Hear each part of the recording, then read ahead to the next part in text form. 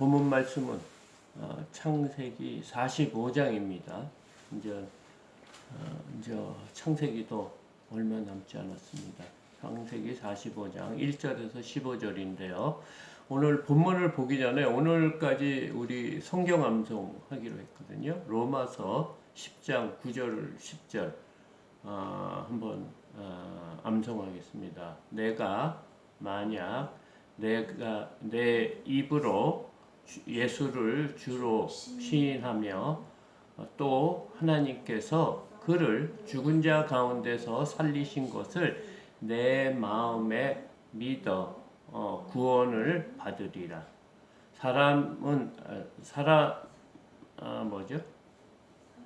사람이 마음으로 믿어 의에 이르고 입으로 시인하여 구원에 이르느니라. 아멘.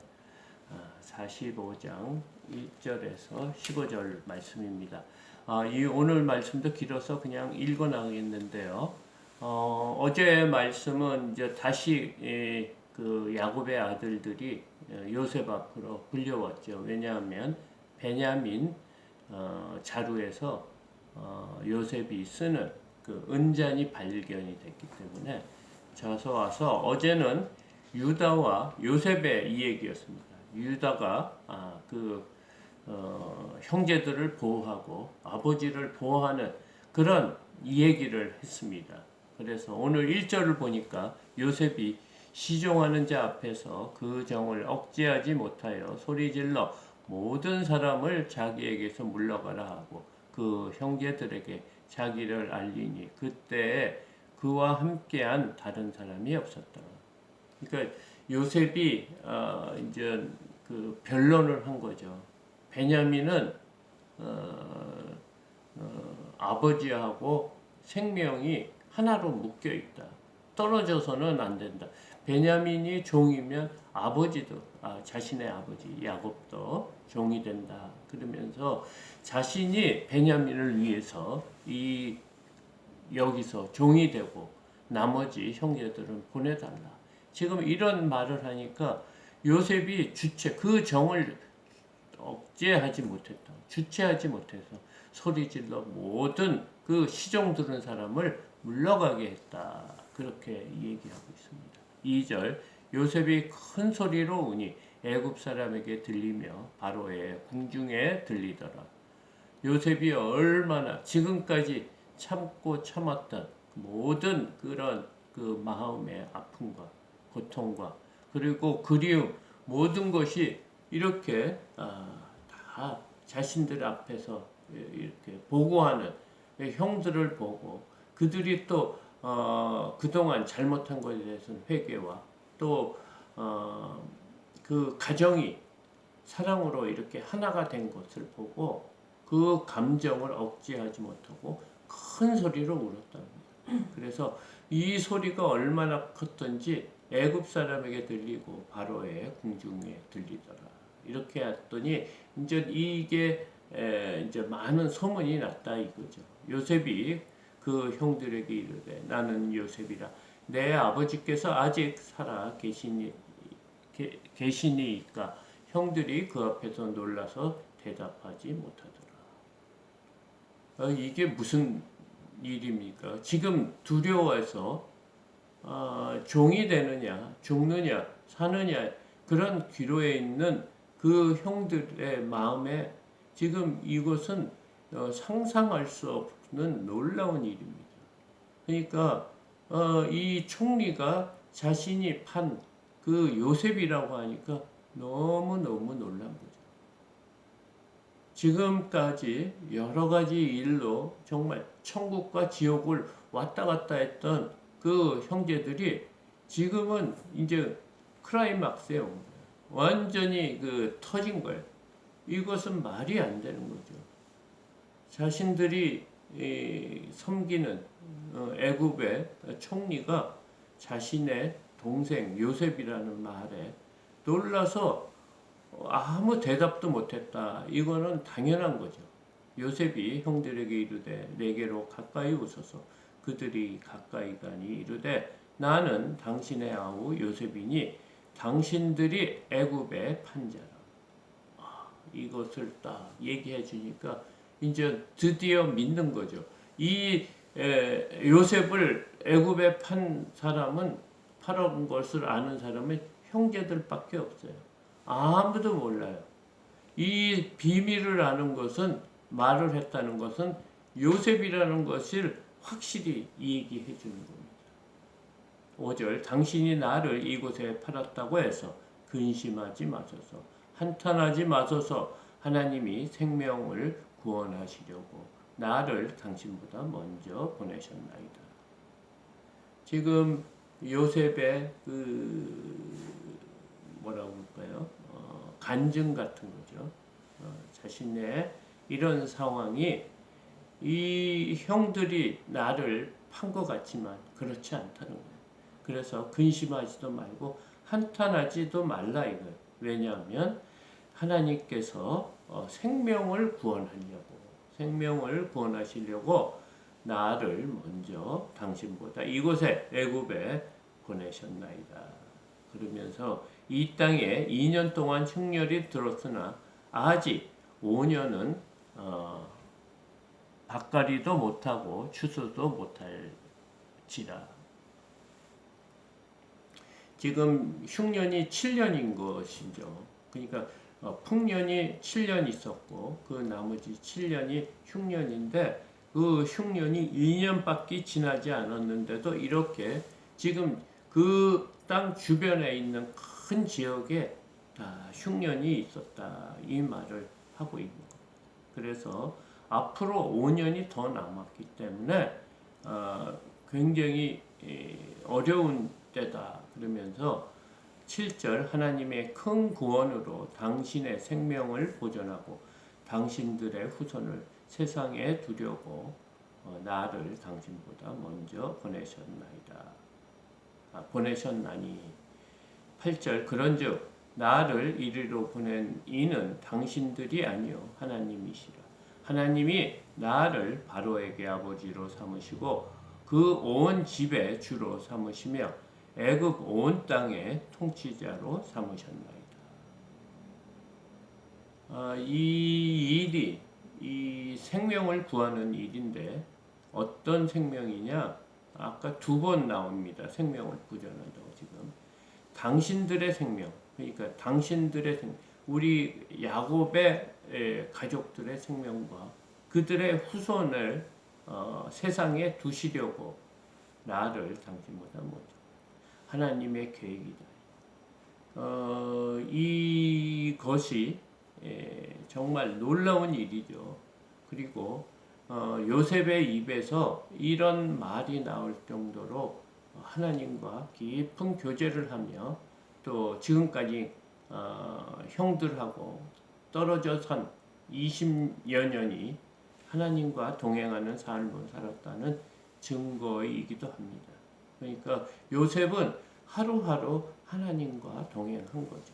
그렇기 때문에 모든 일에 바르고 정직하고 또 하나님 앞에 득죄하지 않는 죄를 지키기로 노력하고 항상 성실히, 사람이 있으나 없으나 정직하게 살았던 요셉임을 지금 말하고 있습니다. 그 모든 것이 하나님과 동행한 삶임을 우리가 이 말 속에서 알 수가 있습니다.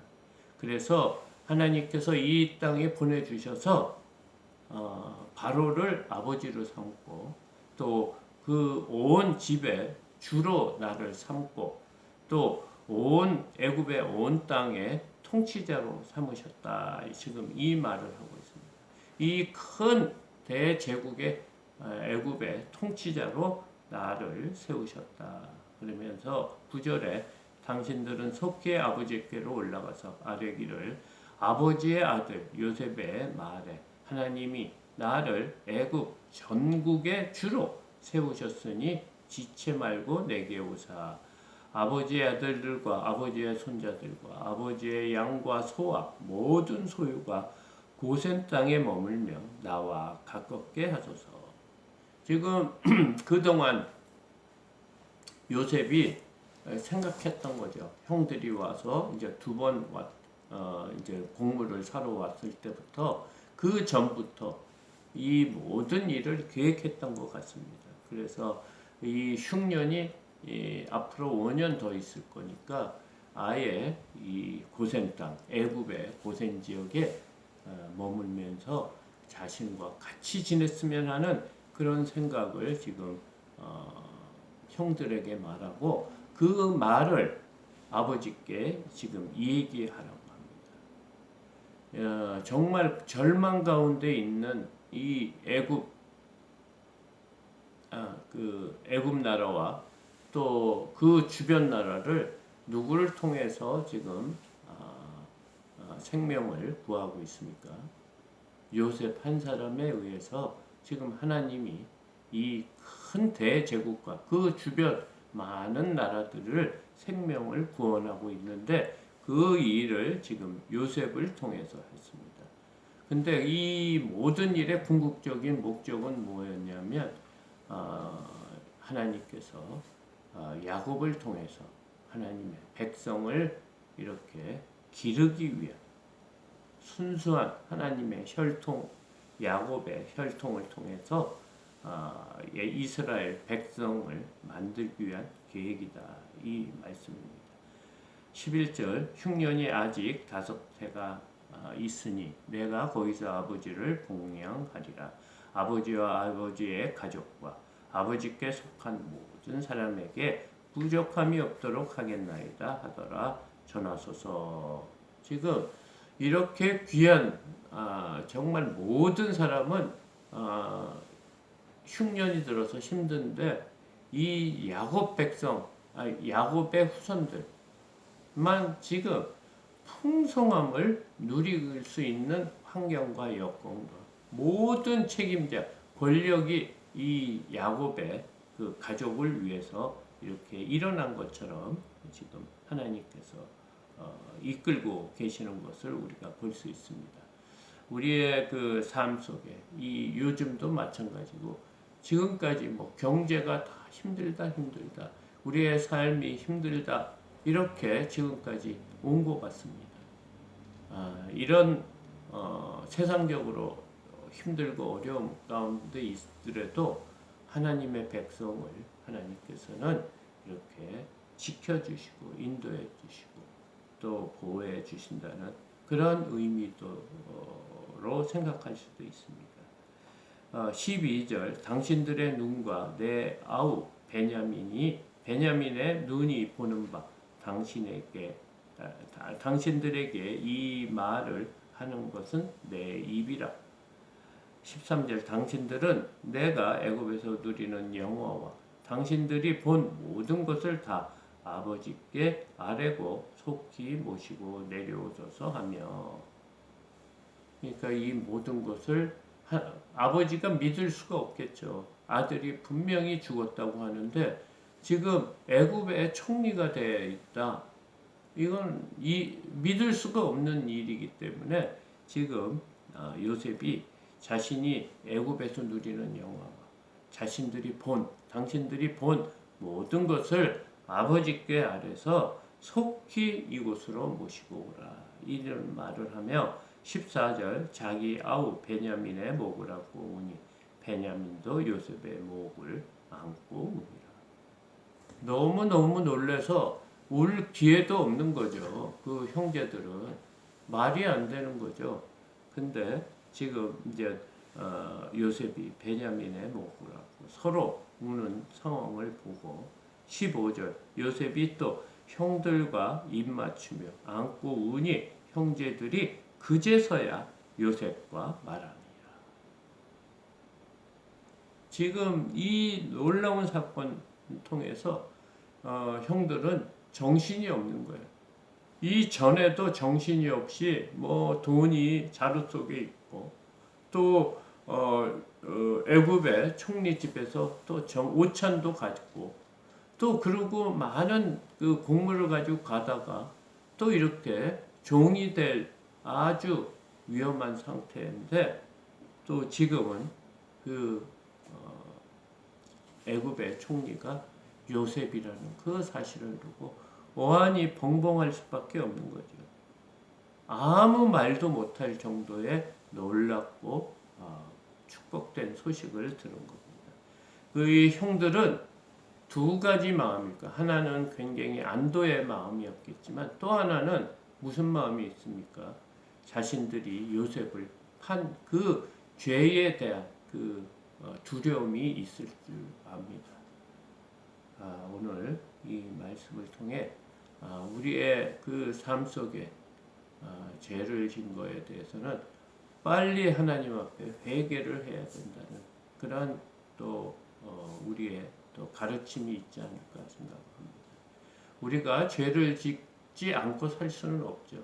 그러나 이 죄가 얼마나 또 큰 영향을 주는지 우리가 잘 깨닫고 주님 앞에 날마다 회개하는 저와 여러분들이 되기를 축복합니다.